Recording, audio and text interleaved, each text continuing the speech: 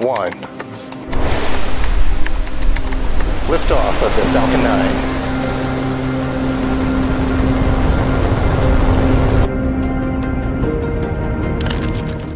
SpaceX has achieved several big feats in the last decade, including the creation of the first reusable rocket, the launch of the most satellites on a single rocket, and also being the space agency with the most consecutive successful rocket landings. They deserve an ovation. Yet among all these records, none is comparable to its newest milestone. They just performed the world's first commercial spacewalk. You might think this isn't really anything to go crazy about and that it's not worth the attention, but be my guest today and allow me to explain to you how crazy an achievement this is. When you hear the word spacewalk, I know exactly what comes to mind: an astronaut walking around in space. Sadly, that is not quite what a spacewalk is. Also called an extravehicular activity, a spacewalk occurs when an astronaut exits the spacecraft to work outside in space. Most times, a lot of times actually, a spacewalk would involve the astronaut swimming quite far from the shuttle, though connected to it by a strong harness. Despite how amazing this sounds, it is actually really scary and deadly. If you've watched Gravity, you'd know how dangerous it is.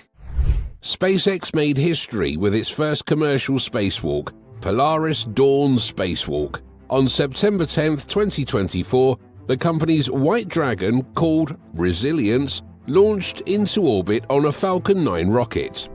The crew consisted of a four-man team: American billionaire Jared Isaacman, who also founded the project and was the mission commander, retired US Air Force pilot Scott Poteet, who was pilot, Sarah Gillis, who was SpaceX's lead space engineer, and Anna Menon, who was SpaceX's lead operations engineer. Together, they made a record of traveling farther in space than anyone has ever achieved. Mr. Isaacman and Ms. Gillis were the first to perform the spacewalk, which involved depressurizing the crew compartment and exiting the spacecraft. They floated a staggering 435 miles above our planet, with Isaacson radioing a statement to Mission Control on Earth: "Back at home, we all have a lot of work to do, but from here, looks like a perfect world." Only astronauts from NASA and all other government-funded space institutes had spacewalks, and yet none of them has ever gone as far as these unprofessionals. NASA has a lot to explain. The spacewalk was made possible by new adjustments made on the spacecraft and spacesuits for the purpose of the trip. For one thing, the oxygen supply, pressure valves, and the tightness of the suit had to be adjusted quite finely. You definitely don't want to lose pressure or oxygen supply when you are meters away from your spacecraft and miles above the Earth's surface. The whole trip lasted 5 days, with the crew performing over 40 different experiments. One of these experiments involved testing the laser communication between SpaceX's Starlink satellites and the Resilience Dragon shuttle. Okay, this will definitely interest you. Sarah Gillis, who is a talented violinist, performed Rey's theme from Star Wars: The Force Awakens and radioed it to Earth via the Starlink satellites, confirming their functionality. Imagine if aliens were listening to this. Yikes! Anyway, the Dragon touched down on Earth again on September 15, 2024, re-entering with a speed around 7,000 miles per hour, a speed that caused the shuttle's outer temperature to rise to about 1900 degrees Celsius. It landed safely though, with the crew exiting in grand style.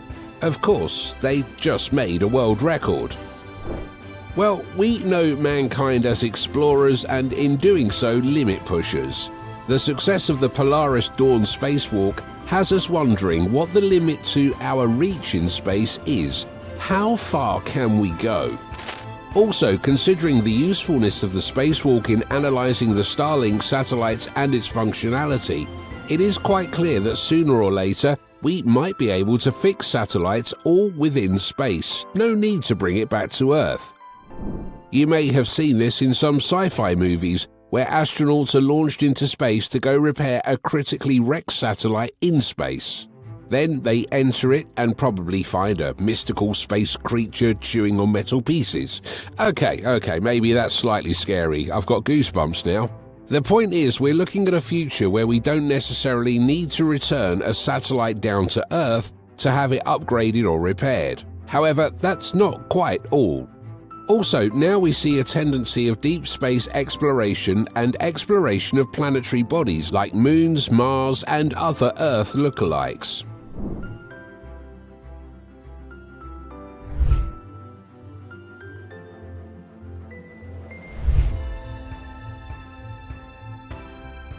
We are one step closer to finally finding a new planet for mankind. Believe it or not, SpaceX is already on it. This tendency also includes our ability to finally explore what I'll call the wonders of space: black holes, wormholes, stars, nebulas, and many more. We could finally do a real-time interstellar trip. Yet, the 2014 movie where the astronauts made some unspeakable crazy journeys, entering a wormhole, spinning around a black hole, entering into the black hole, and discovering the fifth dimension. Yep, the spacewalk really would take us that far. Oh, and one more thing. The spacewalk success would allow us to prove to flat earthers that Earth is in fact a globe, and not a flat circle of green and blue. That's enough proof. Among SpaceX's galore of projects is the Polaris program, which is privately funded by billionaire founder of Shift4 Payments called Jared Isaacman.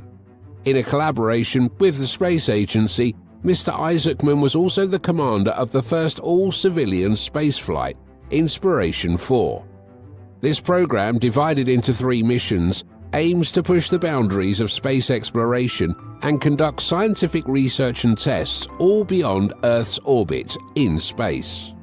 While you think this mission is like all other space explorations, you might want to consider some facts about the Polaris program. Let's start with the funding. The Polaris missions are all privately funded.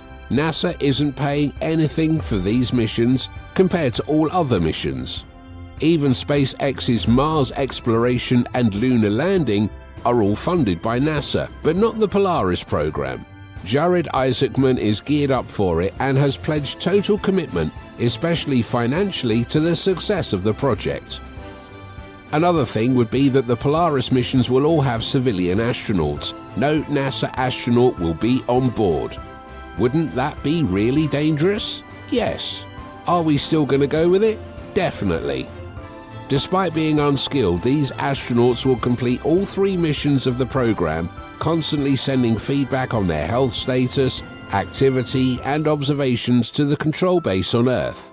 By the way, they were trained for the mission. There's no need to worry so much. One more fact about the Polaris program is that all its missions aim for orbits far away from Earth, much more distant than the altitude of the International Space Station, the ISS.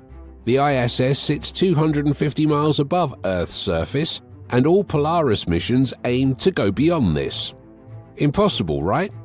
Allow me to remind you that the Polaris Dawn Spacewalk was 435 miles above the Earth, almost twice as distant as the ISS. The Polaris program's 3 missions include the Polaris 1, the Polaris 2 mission, and the Polaris 3. The next mission, also called the Polaris Dawn, aims at performing the first commercial spacewalk, which it achieved, the highest orbit of a crewed ship, which it also achieved in the testing of SpaceX's Starlink satellites, which also turned out successful. Technically, it checked off all on its bucket list. The second mission, though yet to be launched, will build on the achievements of the first mission. While there hasn't been much word on the aims of the mission, SpaceX has highlighted that it would involve much further spacewalks than the Polaris Dawn. It is also expected to conduct more research, especially on the way the body works in orbits much distant than ever achieved. That way, SpaceX keeps good data on how they need to improve their ships, satellites, and spacesuits for performing more daredevil missions. Another would be to also note the radiation levels, magnetic fields and strength, and the solar flares reaching the spacecraft. If you think it's too dangerous a stunt to try, the Polaris 3 mission will open your eyes to more than you can imagine. The third and final mission of the Polaris program would be revolutionary, as it would involve SpaceX's mega beast vehicle, drumroll, the Starship. Standing over 150 feet tall without its custom-made booster, the Starship really is a wonder of mankind. Its body is formed of stainless steel, concealed behind a black hexagonal heat shield made by SpaceX itself. It's also built to be reusable, joining the league of reusable shuttles. However, that isn't even the best part about the Starship. Super Heavy, the Starship's custom-made booster, is an advancement several years ahead of other space agencies like Boeing and Blue Origin. Should we talk about its power, which is the current record breaker, ousting all of NASA's rockets? Should we talk about its large internal space and body, which is made with cutting-edge tech? How about its reusability? Yeah, a reusable mega booster. All these make the Starship the perfect vehicle for the Polaris 3 mission, which would involve, yet again, a much more distant spacewalk and many more in-orbit tests and observations. The mission also plans to last a long while, providing much more data for SpaceX to help them in future missions. The crew for the Polaris 3 mission is also expected to feature more civilians and to go much deeper in space, thus setting the pace for deep space explorations. And of course, it will be nice to see the Starship go a little further in its ability. Hats off to Elon Musk. I think SpaceX has quite a lot going already, and with the Polaris mission, they will only keep achieving more and more extreme milestones. The Red Bull of space indeed. Let's hope other space agencies can catch up quickly and make advancements as big as this.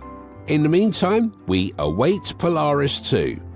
Let's end with an interesting question. Would you rather live on a planet with no oxygen and a landscape so icy that its clouds are rock solid, or on a planet filled entirely with water with intervals of really giant tsunamis?